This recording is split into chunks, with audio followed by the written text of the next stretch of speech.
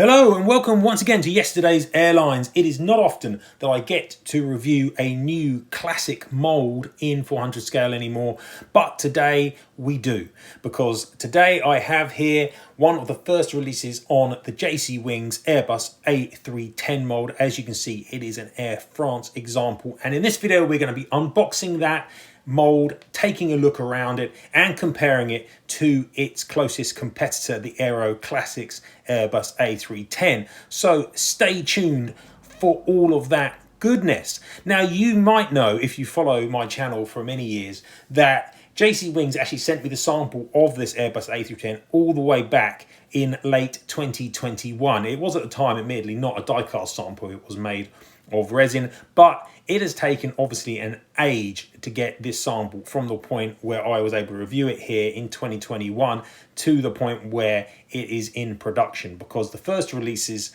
the Air France and a Pakistan International and an Air India, have only just completed production and are beginning to ship out to retailers. And again, if you follow my channels, you will know that I actually undertook a detailed model review of the Pakistan International version at my website yesterday. So get over to Yesterday's Airlines and check out the review of the Pakistan International model that JC Wings have produced, AP Bravo Echo Uniform. It is a really nice model, and I have to say, it's no secret, I think, that I'm really liking this A310 and it offers a lot of opportunities. So check out the written review, but stay tuned here for this video review comparing it directly with the Aeroclassics mold and obviously unboxing this Air France example. Before we get into that though, don't forget to subscribe to the channel here at Yesterday's Airlines. Really appreciate everyone who has been supporting the channel recently. Thank you very much for watching the content. I hope you're enjoying it, but please make sure you subscribe so you don't miss out on any of the future good stuff that's coming. Okay, now let's get in and check out this JC Wings A310. So here is one of the 11 Airbus A310s that Air France flew. This one's FGE Mike Echo, and it is a Series 200. Obviously, the A310 is notable for being quite stubby and chubby, being a shorter version of the A300, 600 really. And Air France actually operated their 310s in two different liveries. This first livery, as you can see, is the classic barcode scheme, but has the winged seahorse logo up by the main entry doors. And the later livery, which you can see here on a different aircraft, FGE Mike November, a Series 300, one of four 300s that Air France operated, flew in a slightly modified scheme which had the Group A Air France logo down under the cockpit. So the big difference there is the position and the logo, whether it's the Air France Winged Seahorse or the Group A Air France logo. Additionally, some Air France A310s had a black anti-glare panel ahead of the cockpit windows, and you can see that on that Series 300 there. It is very small, wasn't particularly large. It is this later version of the scheme that JC Wings has produced with this release. So it has the Group A France and the black anti-glare panel. So that is one of the aircraft in its guise as it flew in the 1990s, not the earlier livery. Okay, so let's get her out of the box. As you can see, it's a fairly standard JC Wings box, and you can see there's going to be a partner release. This one is Golf Echo Mike November, but it looks like there's going to be a partner release to it later on, though I think the only difference will be the registration, which is a little bit of a shame. It would be nice if they produced a Series 200 in the slightly older modified scheme, but there is the model all in one piece, and what we're going to do now is get a closer look at her. So most of this isn't going to be a surprise to you if you've already read the Pakistan International review, but I'm really liking this A310 mould. You can see that it's got a really nice profile around that front fuselage cockpit region, and I think that they've sized the cockpit windows quite well, which has often been a failing of the Aeroclassics. Some really good print detailing, as you would expect from JC Wings. Obviously, this model comes with aerials and rolling gear, and pleasingly, the tyre size on that rolling gear is substantially smaller than it appeared initially. Another great thing about this mould is, of course, that it being modern, it is a slot-in mould, so you can see that the wings slot in here and it's seamless, which is really good, and it's seamless also at the rear, which is something we will see isn't the case on the Aeroclassics. You can see you've got the after wing fairing area there as well. And looking at the wings, we've got those asymmetrical winglets or wingtip fences, as they were called, where the top portion, the upper portion of the fence, is more swept back than the lower portion. That is very much correct and looks really good. In fact, overall, I'd say the wing looks very nice completely. I don't have any issues with the structural aspect of the wing. There isn't a wing issue, which we'll get to in a little bit, but looking at that looks really nice, and the squared off flapjack fairings also looking good on the underside as well. Another really notable aspect of the A310, and that's been moulded in here, which is really good, are these large, what I assume are air intakes on the underside, and you see that they're moulded in as separate pieces, which is really nice, a really nice piece of detailing and something that's quite diagnostic of the aircraft. So that's looking very nice on the underside. Moving to the engines and the engine pylons, this aircraft is fitted with General Electric CF6 engines, and I think that they've worked very well to get the engine pylon joined to the engine here. It's a very modern mould, obviously, and they've been able to get that pylon joined to the hot section of the engine, and it's looking very sharp and nicely detailed. I think the engine size is good, and you can see that there is a separate rim here, but of good thickness. But it's separate because this aircraft, or this mould, has hollow core fans, so you need to be able to put the fan inside and then put the rim onto the engine main nacelle.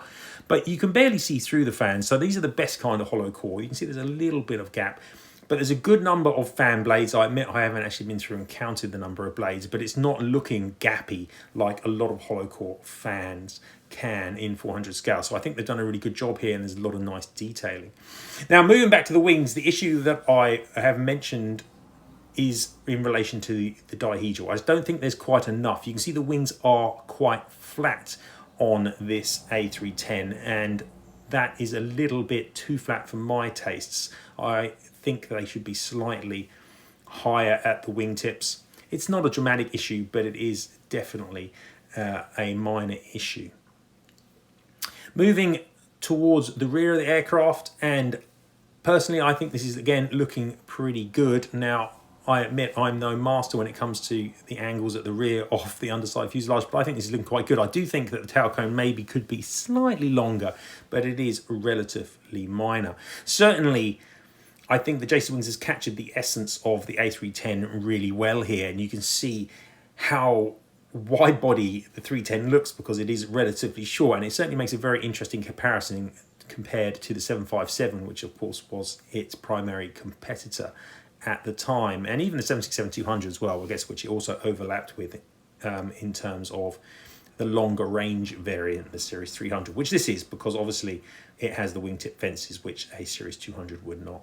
So that is a look at the A310 mould. What we're going to do next is get her up onto the turntable so you can have a closer look without my fingers in the way, and then we're going to compare this mould to the Aeroclassics version, which I happen to have an Air France edition of as well. So let's get her up onto the turntable first.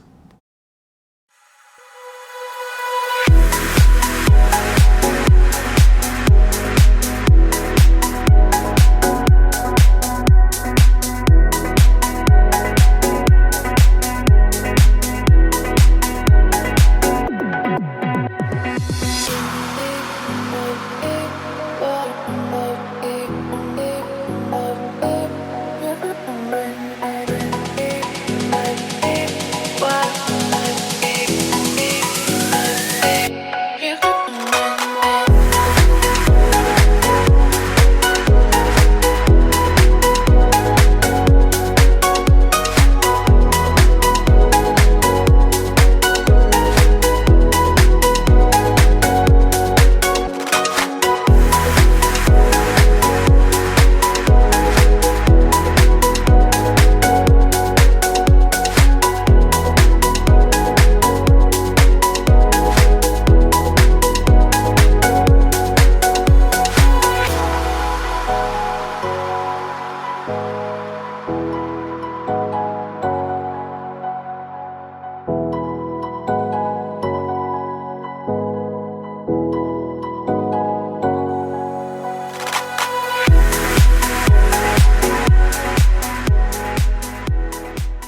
Okay, so let's compare the JC Wings to the Aeroclassics edition. Now, there have obviously been other A310 molds, and if you check out the mold review at yesterdaysairlines.com, you will see that. However, it is the Aeroclassics mold which has been used far and away the most in the scale, and it is much better than the older molds from Dragon, Herpa, Gemini Jets, and Blue Box. So those can be largely discounted. In fact, I only own nowadays a couple of old Dragons, and I'd replace them if I could. But you can see there have been 91 Aeroclassics releases, so this is a major competitor. And I already own an Aeroclassics Air France A310. Slightly disappointingly, it's in effectively the same livery as the JC Wings edition, except that Aeroclassics did not include the black nose anti-glare, which is accurate for some A310s. But here we go. You can see we have the Aeroclassics mold up here, and typically for Aeroclassic it lacks aerials and the undercarriage is relatively simplistic, but still well sized and nicely detailed except for the tyre hubs. Broadly, I would say Aeroclassics printing is a little bit inferior as well. And I'm not sure what's going on with the Air France titles on this version. They are way too small. But the shape of that whole front nose portion compares very well with the JC Wings edition. But as you can see, obviously, the detailing on the nose gear, especially the tyres, and the lack of aerials do show the mould up for being slightly older. Additionally, I would say that the middle cockpit windows on the Aeroclassics are usually printed too small, and I prefer the sizing on the JC Wings edition. But right at the nose, I think the two are quite similar, both very good, and I don't have dramatic issues at all with the Aeroclassics edition in comparison. But the JC obviously has better undercarriage detailing and the aerials. Moving to the wing join region, and as I've already talked about, we've got this nice join with the fairing after the wing molded into the fuselage rather than being part of the wing itself. I do think perhaps that fairing after the wing is a little bit small. On the underside, as I've also mentioned, we've got those molded in air intakes which look really, really nice. Now, this is an area of substantial difference with the Aeroclassics. The Aeroclassics also has slot-in wings, but as you can see, they start very nicely at the front, but then have these very large seam at the rear because Aeroclassics has molded in the fairing as part of the wing rather than the fuselage. The size of that is a little bit better, but the seam is quite obvious. Also, they don't mold in those intakes underneath, they're just printed on, so that is also something which is not as good as on the JC Wings by any margin. Again, we've talked about how good the wing is broadly of the JC Wings aside from the dihedral, and I really like the shape of the fairings and the wingtip fences. And additionally, when you're looking at the engines, I really like the way that the pylon joins towards that hot section and the detailing of the engine fans being hollow core but really tightly packed fans, hollow core fans. It looks really good, and there's a lot of nice detailing there. Looking at the Aeroclassics, the wing is actually very good, and the wingtip fences, if anything, are slightly daintier than on the JC. I think that the wing broadly is very good, possibly as good, better maybe if you take the dihedral into account, because you can see quite clearly that the wingtips are a bit higher.